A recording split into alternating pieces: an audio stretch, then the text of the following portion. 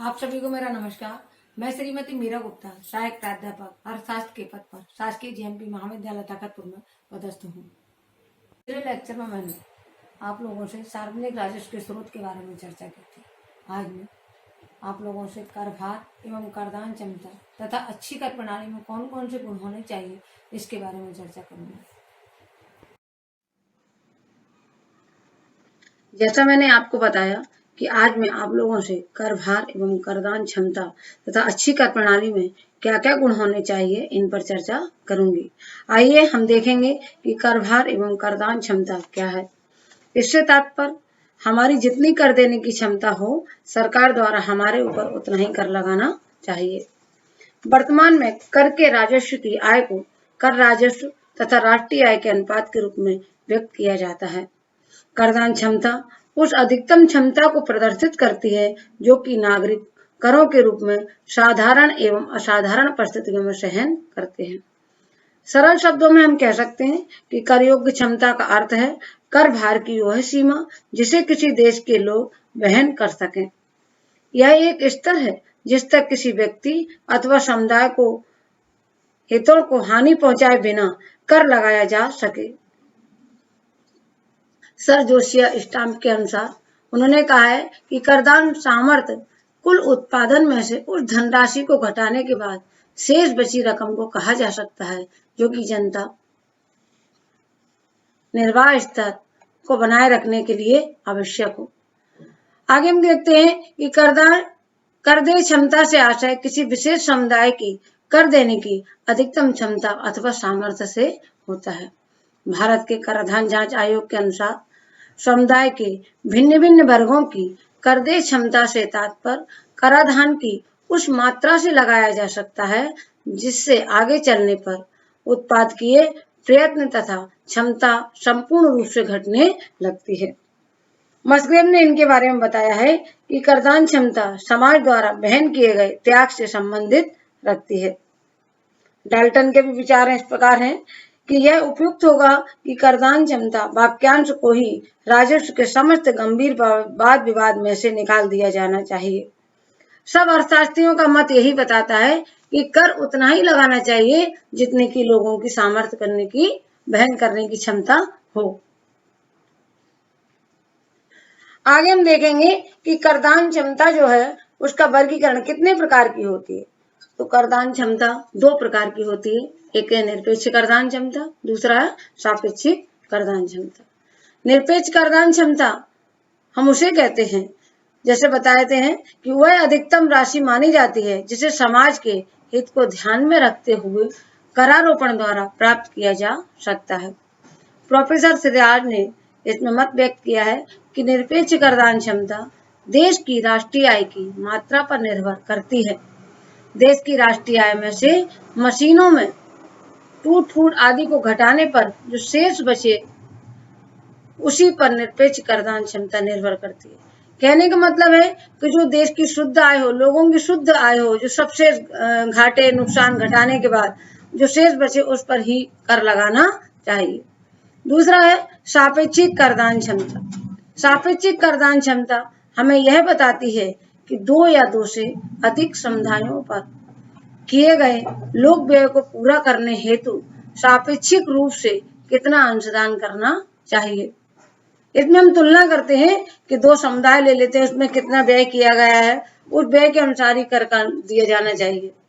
इसमें प्रोफेसर सिराज का मत है कि एक नासमझी नीति द्वारा मनुष्यों की जेब में धन एकत्रित हो सकता है, परंतु एक निश्चित सीमा से अधिक राज्य द्वारा कर लगाने में उत्पादन पर पड़ने वाले प्रभावों को भी ध्यान देना है। आगे हम देखेंगे कि करदान क्षमता को निर्धारित करने वाले तत्व कौन कौन से हैं। तो हम देख रहे हैं कि राष्ट्रीय आय का आकार। राष्ट्रीय आय का आकार करदान क्षमता को निर्धारित करता है।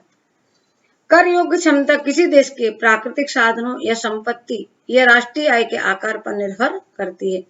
जितनी अधिक किसी देश की राष्ट्रीय आय होगी उतनी ही अधिक कर योग्य क्षमता होगी। जिस देश की जितनी कम राष्ट्रीय आय होगी उस देश के लोगों की कर दे क्षमता भी कम होगी। दूसरा हम देखते हैं कि देश की जनसंख्या। देश की जनसंख्या का भी करदान क्षमता पर बहुत प्रभाव पड़ता है। यदि किसी देश की जनसंख्या का आकार एवं वृद्धि दर अधिक है तो प्रति व्यक्ति आय कम होगी, अतः उनकी कर योग्य क्षमता कम होगी। और जिस देश की जनसंख्या का आकार कम है और वृद्धि दर भी कम है तो वहां के लोगों की आय अधिक होगी, और आय अधिक होने से उनकी कर योग्य क्षमता भी अधिक होगी।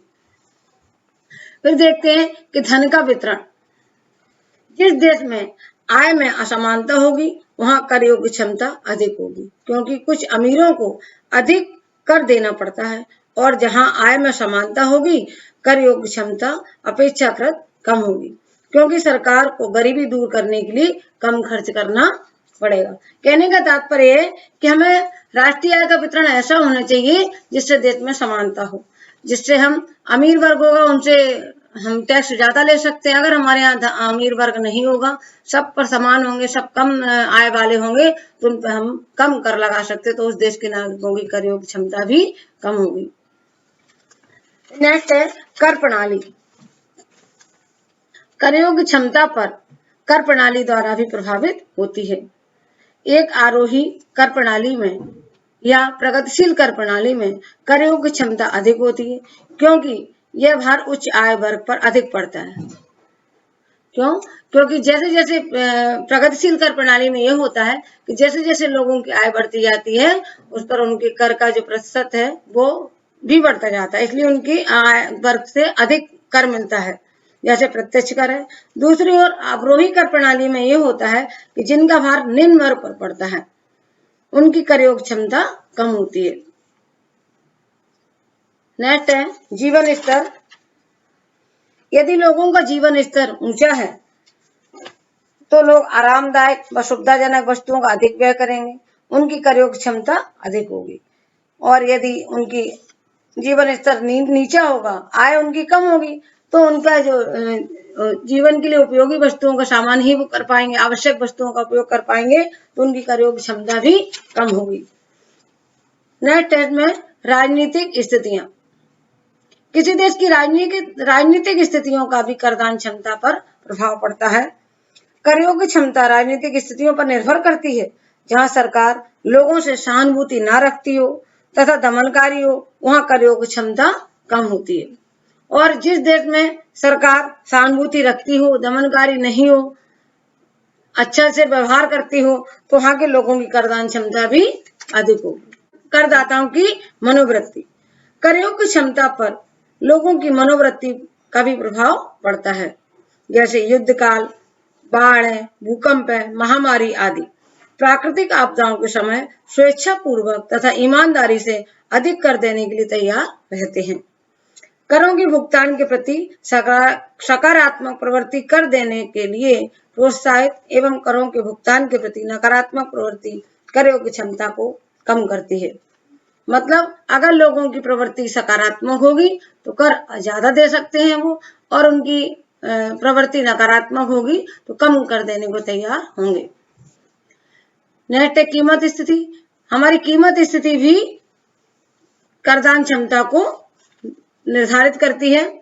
कर योग्य क्षमता देश में कीमत स्थिति पर निर्भर करती है, हम कह सकते हैं। यदि कीमतें बढ़ रही हैं तो लोगों की वास्तविक आय में कमी हो जाएगी तथा कर योग्य क्षमता कम होगी, क्योंकि जब आय उनकी बढ़ जाएगी तो उनके पास शेष धनराशि कम बचेगी, तो वो कर ज्यादा नहीं दे पाएंगे। और अगर कीमतों में कमी होती है तो कीमतों में कमी से उनकी वास्तविक आय बढ़ जाती है, तो जब उनकी आय बढ़ जाएगी तो कर देने की क्षमता भी बढ़ जाएगी। नेक्स्ट है आर्थिक विकास का स्तर। विकसित देशों में लोगों की कर योग्य क्षमता ऊंची होती है, क्योंकि वहां उनकी क्या होती है, आय अधिक होती है, आर्थिक विकास का ऊंचा स्तर होता है। परंतु अल्प विकसित देश या विकासशील देश कैसे हैं, वो हमारे कृषि और उद्योग पिछड़े होते हैं और बेरोजगारी अधिक पाई जाती है, जिसके कारण उनकी आय कम होती है, और इस कारण उनकी आय कम होने से आर्थिक विकास का स्तर निम्न होने से उनकी कर योग्य क्षमता भी निम्न होती है। नेक्स्ट है प्रशासनिक कुशलता। प्रशासनिक कुशलता का भी करदान क्षमता पर बहुत अधिक प्रभाव पड़ता है। यदि प्रशासनिक कुशलता अच्छी है वहां पर कर योग्य क्षमता भी अधिक होगी, और क्योंकि वहां धन का अपव्यय नहीं होगा और यदि इसकी विपरीत स्थिति में कर योग्य क्षमता कम होगी, प्रशासनिक कुशलता अच्छी नहीं होगी तो कर योग्य क्षमता भी उनकी कम हो जाएगी। आगे हम देखते हैं कि अच्छी कर प्रणाली की क्या क्या विशेषता होना चाहिए। तो फर्स्ट है, कर एक अनिवार्य भुगतान है। प्रत्येक व्यक्ति को किसी न किसी रूप में कर का भुगतान करना आवश्यक होता है। कर एक अनिवार्य भुगतान माना जाता है, भले ही किसी भी व्यक्ति को इससे प्रत्यक्ष या अप्रत्यक्ष रूप से कोई लाभ प्राप्त हो या ना हो। इसलिए कहा गया है कि कर एक अनिवार्य भुगतान है। नेक्स्ट देखेंगे कि त्याग का तत्व। एक अच्छी कर प्रणाली में त्याग का तत्व होना बहुत जरूरी है। कर भुगतान में त्याग सम्मिलित होता। जब हम कोई वस्तु खरीदते हैं तो हमें कीमत देनी पड़ती है, परंतु करों के बारे में कम से कम सैद्धांतिक रूप से त्याग की भावना होती है, क्योंकि करदाता सार्वजनिक हित में कर देता है। अतः हमारे अंदर कर त्याग की भावना होना बहुत जरूरी है। नेक्स्ट है, कर सरकार को दिया गया एक भुगतान है। यह अधिकृत संस्थाओं द्वारा लगाए जाते हैं और ऐसी संस्थाओं में हम सरकार के अतिरिक्त अन्य किसी संस्था को नहीं ले सकते। इसलिए कर केवल जनता द्वारा सरकार को दिया गया एक भुगतान होता है। नेक्स्ट इसमें कर एकत्रीकरण का लक्ष्य है जन कल्याण। सामान्य जनता के लाभ तथा समस्त समुदाय के अधिकतम कल्याण के लिए कर लगाए जाते हैं तथा एकत्रित किए जाते हैं। कर राजस्व का व्यय समाज के समग्र कल्याण को ध्यान में रखते हुए किया जाता है, न कि किसी एक विशेष वर्ग को ध्यान में रखते हुए। इसलिए कहा जाता है कि कर को जो एकत्रित किया जाता है उससे जो राशि मिलती है वो सरकार जन कल्याण के लिए उपयोग करती है। नेक्स्ट है, कर लाभों की कीमत पर नहीं होता। कर सरकार द्वारा लोगों को दिए गए लाभों का मूल्य नहीं है। करों का भुगतान निसंदेह सामान्य लोगों को लाभ पहुंचाने के उद्देश्य से किया जाता है, परंतु इसका एकत्रीकरण दिए गए लाभों की लागत वसूलने के लिए नहीं किया जाता। मतलब हम ये कह सकते हैं कि कर से हमें कोई प्रत्यक्ष लाभ की प्राप्ति नहीं होती। नेक्स्ट है, प्राप्त लाभ स्पष्ट रूप में कर की वापसी नहीं है।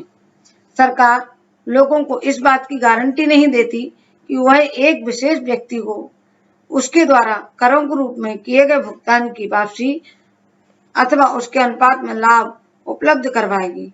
मतलब कि जो आपसे कर ले रहे हैं उसके बदले में कोई लाभ देंगे, ऐसा वो कोई वादा नहीं करती है। नेक्स्ट है, कर व्यक्तियों द्वारा दिए जाते हैं। कर व्यक्तियों द्वारा दिए जाते हैं, यद्यपि वह व्यक्तियों की संपत्ति अथवा वस्तुओं पर भी लगाए जाते हैं।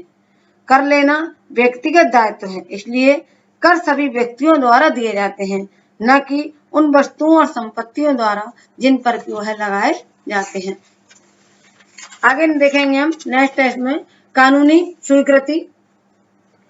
जब सरकार कर लगाने का अधिनियम पारित कर देती है तो उसके पश्चात ही कर लगाया जा सकता है। करों के पीछे कोई कानूनी स्वीकृति नहीं होती, उनका एकत्रीकरण भी कानूनी होता है तथा एक व्यक्ति जो कर देने में असफल रहता है उसे कानूनी दंड दिया जा सकता है। इसलिए कहा जाता है कि कर कानूनी स्वीकृति होती है। जिस व्यक्ति को अधिकृत किया गया है कर उसी से लिया जाता है। फिर नेक्स्ट है, उनका एकत्रीकरण भी कानूनी होता है तथा एक व्यक्ति जो कर देने में असफल रहता है उसे कानूनी दंड दिया जा सकता है। इसलिए कहा जाता है कि कर कानूनी स्वीकृति होती है। जिस व्यक्ति को अधिकृत किया गया है कर उसी से लिया जाता है।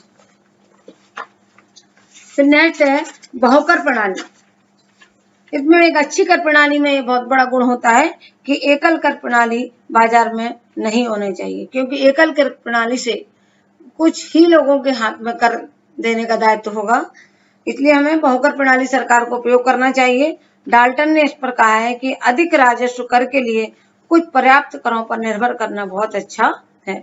मतलब अगर सरकार को अधिक राजस्व की जरूरत है, अधिक राजस्व प्राप्त करना है, तो उसमें बहुकर प्रणाली का ही उपयोग करना चाहिए, जिसके समाज के सभी वर्ग इसके अंतर्गत आ सके। व्यापार तथा उद्योग पर कोई प्रभाव नहीं। एक अच्छी कर प्रणाली का सबसे बड़ा गुण होता है कि कर ऐसे लगाना चाहिए जिससे कि हमारा व्यापार और उद्योग पर कोई नकारात्मक प्रभाव न पड़े। यह कहा जाता है कि एक अच्छा कर व्यापार तथा उद्योग की वृद्धि में रुकावट नहीं हो, बल्कि यह देश के तीव्र आर्थिक विकास में सहायता करता हो। इसको इस प्रकार लगाया जाना चाहिए जिससे अतिरिक्त साधन गतिशील हो तथा उनका प्रयोग सामान्य कल्याण के लिए हो। नेक्स्ट है करारोपण के सिद्धांतों की पुष्टि। जैसे कि अपन करारोपण के सिद्धांत देखे थे, उसमें कहा गया थे करारोपण के सिद्धांत है निश्चितता का सिद्धांत, सुविधा का सिद्धांत, मितव्ययता का सिद्धांत, उत्पादकता का सिद्धांत, लोकशीलता का सिद्धांत, समानता का सिद्धांत। तो एक अच्छी कर प्रणाली में सब गुण होना चाहिए। जैसे देखेंगे कि निश्चितता क्या है। निश्चितता एक अच्छी कर प्रणाली निश्चितता के नियम पर आधारित होनी चाहिए। भुगतान का समय, तरीका, कर देने की मात्रा आदि करदाता तथा अन्य सभी व्यक्तियों के लिए स्पष्ट होना चाहिए। प्रत्येक व्यक्ति द्वारा देय कर निश्चित होना चाहिए, न कि विवादित, ताकि उसे कर अधिकारियों द्वारा परेशान न किया जा सके। फिर देखते हैं सुविधाजनक हो। कैसे? कर प्रणाली सुविधा के नियम अनुसार होनी चाहिए। कर अदा करने का तरीका तथा समय निर्धारित हो तथा उसमें करदाता को कोई असुविधा न हो। लोकशीलता होनी चाहिए। कर प्रणाली पर्याप्त रूप में लचीली होनी चाहिए ताकि सरकार की आवश्यकताओं के अनुरूप राजस्व घटाया बढ़ाया जा सके। फिर देखते हैं इनमें मितव्ययी होना चाहिए। एक अच्छी कर प्रणाली सरकार के लिए सस्ती होनी चाहिए, जिससे कर को एकत्र करने की लागत राजस्व प्राप्ति से कम रहे, मतलब लागत कम आए और राजस्व की प्राप्ति अधिक हो। फिर इसमें समानता है। जैसे कर प्रणाली समानता के नियम के अनुरूप होनी चाहिए। प्रत्येक व्यक्ति पर कर उसकी क्षमता अनुसार लगाया जाना चाहिए, अर्थात अमीरों पर अधिक कर लगाए और गरीबों पर कम कर लगाए, जिससे कि गरीबों अमीरों जो अधिक कर की राशि आए उसको जन सामान्य कल्याण के कार्यों के लिए उपयोग किया जाए, या जिन पर संसाधन नहीं है गरीब वर्ग पर ज्यादा उपयोग करना चाहिए उनको। फिर में उत्पादकता, कर प्रणाली ऐसी हो कि खजाने में पर्याप्त राजस्व आ सके, इससे उत्पादन होना चाहिए, न कि ये अनुत्पादक हो।